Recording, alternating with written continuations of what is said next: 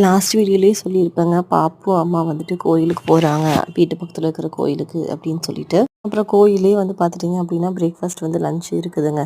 அதனால தான் சரி ஓகே நம்ம வந்து வீட்டில் வந்து அந்த உரிச்ச வெங்காயத்தை வச்சு சிம்பிளாக வந்து அரிசி பருப்பு சாதம் செஞ்சிடலாம் அப்படின்னு சொல்லிட்டு அரிசி பருப்பு சாதம் தாங்க செஞ்சுட்டு இருந்தோம். அரிசி பருப்பு சாதம் பார்த்துட்டிங்க அப்படின்னா ஒவ்வொருத்தவங்க வந்து ஒவ்வொரு மாதிரி செய்வாங்க. ஒவ்வொருத்தவங்க ஃப்ளேவருக்கு ஏற்ற மாதிரி நாங்கள் வந்து எதுவுமே போட மாட்டோங்க. வெறும் கடுகு, சீரகம், அப்புறம் வந்துட்டு கடலைப்பருப்பு போட்டுட்டு பூண்டு, வெங்காயம், தக்காளி வதக்கிட்டு அப்புறம் உப்பு, மிளகாய்த்தூள், மஞ்சத்தூள், கொஞ்சோண்டு கொத்தமல்லி தூள் போட்டு ரைஸு தண்ணி ஊற்றி நாங்கள் வந்து மூடி வச்சுருவோம். அவ்வளோதாங்க ப்ராசஸ்ஸு. சரி இன்றைக்கி வந்து கொஞ்சம் ஃப்ளேவராக இருக்கட்டும் அப்படின்னு சொல்லிட்டு தான் அன்னாசி பூ போட்டிருக்குதுங்க.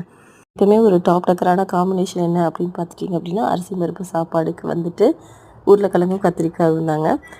விதவிதமான சைட் டிஷ் நம்ம வந்து வச்சுக்கலாம். பட் அதுக்கான ஒரு மெயினான காம்பினேஷன் அதுதான். நாங்கள் வந்து பார்த்துட்டிங்க அப்படின்னா இந்த ரைஸ் மட்டும் வச்சுட்டு வேலையை முடிச்சிட்டோம். அப்புறம் வந்து தண்ணியெல்லாம் ஊற்றி நாங்கள் வந்து ஒரு நம்ம அரிசிக்கு ஏற்ற மாதிரி தாங்க 3 விசில் விட்டு இறக்கிடுவோங்க. அவ்வளோதாங்க, சிம்பிளான சாப்பாடு முடிஞ்சுது.